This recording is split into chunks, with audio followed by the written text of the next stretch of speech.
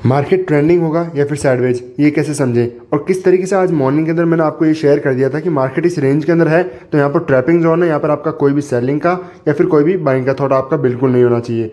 अगर सेलिंग का या बाइंग का कोई भी थॉट होना चाहिए तो वो किस तरीके से होना चाहिए और कब होना चाहिए।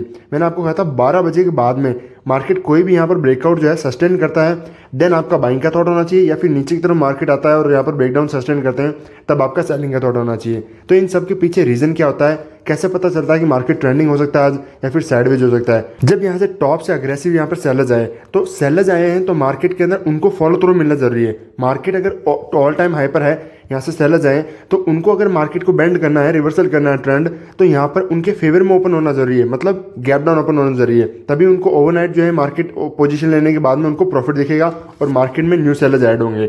बट मार्केट ओपन हुआ फ्लैट, मार्केट यहाँ पर कंटिन्यू नीचे जाने के बजाय पहली कैंडल ही इमीडिएटली रिवर्सल कर दिया। इवन ओपन होते ही पहली रेड कैंडल बनाता तो ये हम मान सकते थे कि मार्केट में वीकनेस है, फिर हम जो है राइज ऑन सेल का जो है थॉट प्रोसेस रख सकते थे, मार्केट के अंदर सेलिंग का थॉट रख सकते थे।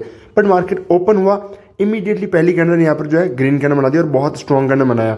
इसी 15 मिनट के अंदर मैंने आपको कह दिया था कि मार्केट में कोई भी वीकनेस नहीं है, कोई भी फॉलो थ्रू नहीं मिल रहा सेलर्स को, तो आपका थॉट प्रोसेस सेलिंग साइड बिल्कुल भी नहीं होना चाहिए। इसके पीछे दो रीजन होते हैं जो मैंने आपको सिखाया सेलिंग के लिए कि मार्केट को सबसे पहले वीकनेस जो है यहाँ पर कंटिन्यू फॉलो थ्रू मिलना चाहिए, वीकनेस जो है शो करना चाहिए।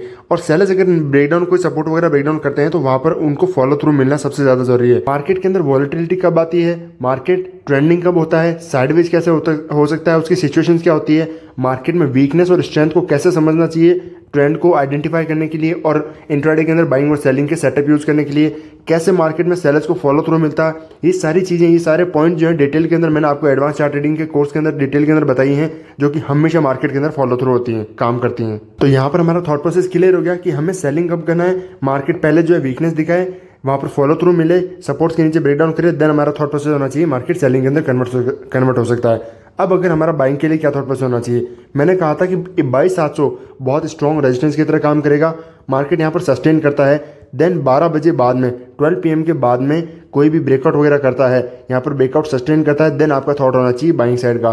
तो यहाँ पर किसी भी प्रकार से कोई भी बाइंग की ना ट्रेड बनी ना सेलिंग की ट्रेड बनी, मार्केट इसी रेंज के अंदर रह गया। अगर आपने यहाँ पर गलती से भी सेलिंग साइड के अंदर कोई भी स्टॉप लॉस लिए हैं तो ये आपकी सबसे बड़ी गलती है। इसका मतलब अभी आपको प्रॉपर तरीके से चार्ट रीड करना नहीं आता है। सेटअप आप कोई से भी यूज़ कर लो कभी, उससे फ़र्क नहीं पड़ता, बात है चार्ट क्या कहता है उसको आपको समझना सबसे ज़्यादा ज़रूरी है। इससे बेटर है कि आपने बाइंग साइड के अंदर कोई स्टॉप लॉस लिया है कि मार्केट कोई ब्रेकआउट वगैरह कर रहा था, आपने ये सोचा कि चलो कोई बात नहीं, मार्केट अच्छा खासा सस्टेन किया, मॉर्निंग में कोई भी ट्रेड हमने प्लान नहीं की और ब्रेकआउट कर रहा है तो हम एक बाइंग की ट्रेड प्लान करते हैं और स्टॉप लॉस हो गया, उसके अंदर भी कोई बात नहीं। बट सेलिंग के अंदर स्टॉप लॉस नॉट एक्सेप्टेबल। अगर आपको ट्रेडर बनना है तो सबसे पहले चार्ट ट्रेडिंग जो है, जो ये पॉइंट्स हैं, इन सबको समझना सबसे ज़्यादा इंपॉर्टेंट होता है।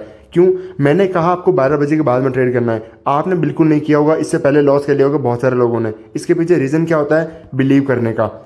अगर मैंने कहा है उसके पीछे मेरा बिलीव है कि यस 12 बजे के बाद में कोई ब्रेकआउट आएगा, वो सस्टेन करेगा, मार्केट कंटिन्यूएशन में जा सकता है, वहाँ से अच्छा खासा मोमेंटम आएगा, बट वो ब्रेकआउट करना चाहिए और सस्टेन करना चाहिए। तो अब यहाँ पर समझते हैं कि मार्केट ट्रेंडिंग कहाँ पर हो सकता है और साइडवेज क्यों हुआ, इसके पीछे का रीज़न क्या है। साइडवेज होने के लिए मार्केट के अंदर जो हम सिचुएशन देखते हैं, मार्केट में वीकनेस और स्ट्रेंथ को उस बेसिस पर देखा जाता है, साथ में एक पॉसिबिलिटी होती है कि यहाँ पर हायर चांसेस है, पॉसिबिलिटी है कि मार्केट आज एक्सपायरी का दिन भी है, प्रीवियस डे की हाई एंड लो की रेंज के अंदर भी है, यहाँ पर जो है बहुत स्पेस है मार्केट के ऊपर की तरफ, यहाँ से सेलर्स आ सकते हैं वापस, मार्केट नीचे की तरफ बायर्स आ रहे हैं, तो मार्केट में बहुत पॉसिबिलिटी है कि यहाँ पर जो है मार्केट एक्सपायरी की वजह से रेंज के अंदर है और मार्केट यहाँ पर ऑप्शन सेलर का डे कंप्लीट हो सकता है। ये ट्रेंडिंग डे होने के लिए क्या चाहिए, मार्केट अच्छे लेवल पर ओपनिंग होना चाहिए और सेलर्स और बायर्स के जहाँ पर सबसे ज़्यादा एसएल करते हैं, स्टॉप लॉस करते हैं, मार्केट सपोज यहाँ से किसी स्विंग बना करके गया, ये सपोर्ट लेवल है, मार्केट अगर इनके अगेंस्ट में गैप डाउन ओपन हो जाता है, that is the best time for the sellers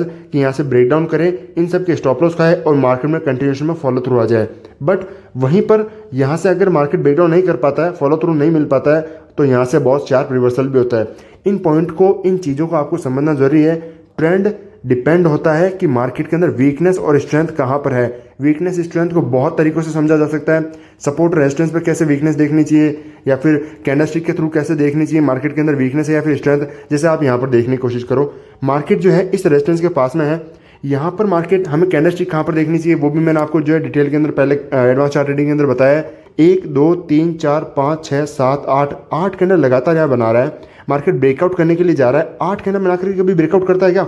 market को अगर ब्रेकआउट करना है, एक कैंडल के अंदर मार्केट इमीडिएटली ब्रेकआउट कर सकता है और यहाँ से सस्टेन करके कंटिन्यू जा सकता है। ये कैंडल्स मार्केट के अंदर वीकनेस को शो करती हैं कि मार्केट वीक है, और ऐसे ब्रेकआउट्स के अंदर आपको कभी ट्रेड क्यों नहीं करना चाहिए? सपोज यहाँ पर भी किसी ने बाई किया होगा, तो यहाँ पर क्यों नहीं करना चाहिए? मार्केट को अगर ब्रेकआउट को सस्टेन करना है तो एक अच्छे लेवल पर ओपन होकर के या फिर एक अच्छे लेवल से मार्केट में बाइंग हैपन होनी चाहिए। ये नीचे से इतना फास्ट आ रहा है, यहाँ पर सबके स्टॉप लॉस कटे, तो यहाँ पर जो कैंडल बनी है, बिग कैंडल बनी है, तो इसको देख करके सबका साइकोलॉजी होती है कि मार्केट जो है बाइंग के लिए घुसते हैं, कि यहाँ पर सब बाइंग के लिए घुस रहे हैं, यहाँ पर ब्रेकआउट भी दिख रहा है, आराम से यहाँ पर बाइंग करेंगे, इसलिए मार्केट यहाँ पर साइडवेज जाता है। तो बहुत सारे पॉइंट्स होते हैं, एक पॉइंट एक चीज़ के अंदर मार्केट को सम अप नहीं किया जा सकता है। आपको मास्टर बनना पड़ेगा चार्ट रीडिंग के अंदर, तभी आप जाकर के सही सेटअप सही दिन पर चूज़ कर सकते हैं। अदरवाइज़ कितने भी आप सेटअप यूज़ कर लो, प्रॉफिटेबल होने के चांसेस नील हैं। अदरवाइज क्योंकि जब तक चार्ट ट्रेडिंग जो कोर है, जो बेसिक है हर चीज़ का, जो बेस है हर चीज़ का, अगर वही आपका ख़राब है तो उसके ऊपर कितने भी सेटअप यूज़ कर लो वो आपको कभी जो है प्रॉफिट नहीं देंगे। और सेटअप भी क्या करते हैं, सिर्फ आपको एंट्री तो देते हैं, माइंडसेट होता है जो आपको प्रॉफिट देता है। तो बहुत सारी जो चीज़ें मैटर करती हैं, साइकोलॉजी अंडरस्टैंड करना, चार्ट को रीड करना, चार्ट की साइकोलॉजी क्या है, उस तरीके से आपका थॉट प्रोसेस क्रिएट करना उस दिन के लिए।